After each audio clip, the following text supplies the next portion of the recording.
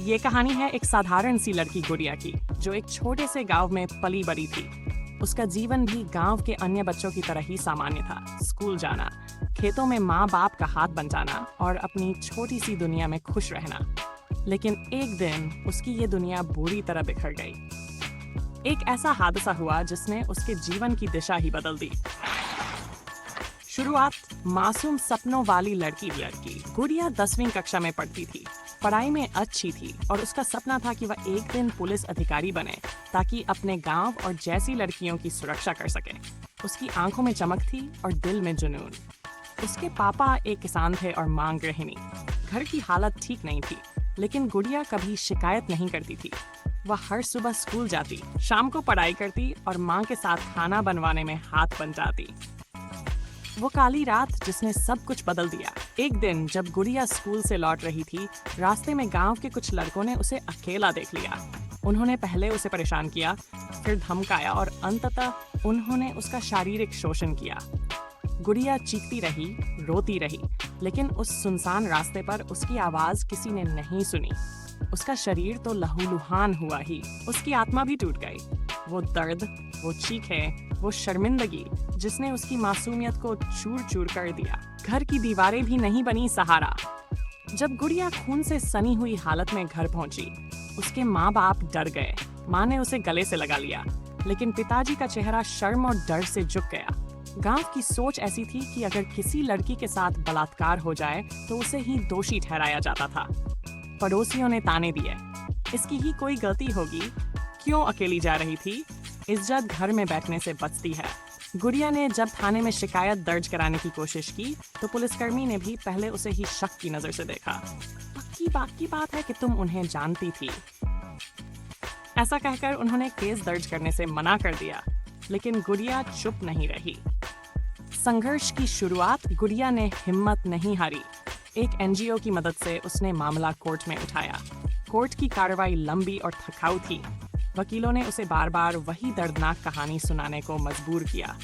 कई बार तो उसे लगा कि वह फिर से उसी डरावने पल को जी रही है। लेकिन हर बार जब वह टूटने लगती, इस माँ की आंखों के आंसू और अपने सपनों की झलक उसे फिर उठ खड़ा करती। उसने कहा, अगर मैं चुप रही तो अगली गुड़िया भी चुप रहेगी। मैं अपनी आवाज बनूंगी और उन दरिंदों को सजा दिलाकर रहूंगी।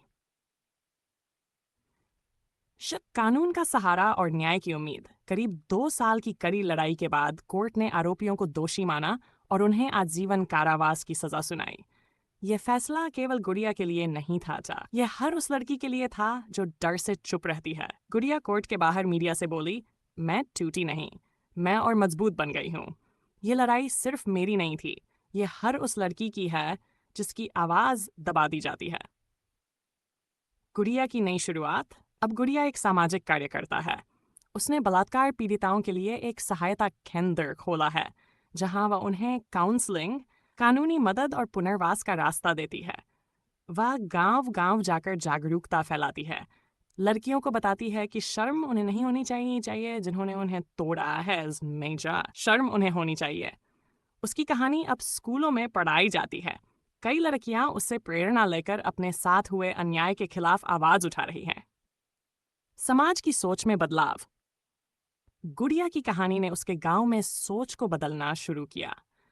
पहले जहां लोग बलात्कार पीड़िता को ही दोषी मानते थे, अब वे कहते हैं गुड़िया ने जो किया वो बहादुरी थी।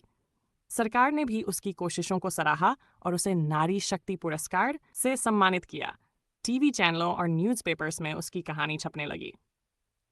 गुड़िया का संदेश। गुड़िया कहती है, रेप केवल शरीर का हमला नहीं है, आत्मा पर हमला है। लेकिन अगर आत्मा ही टूट जाए तो फिर कोई उम्मीद नहीं बचती।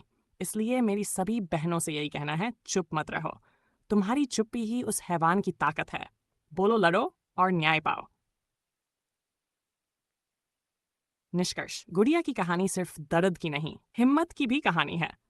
एक लड़की जो टूटी नहीं, बल्कि अपनी ही राख से फिर उठ खड़ी हुई, जो समाज के तानों से नहीं, अपनी सच्चाई और साहस से लड़ी।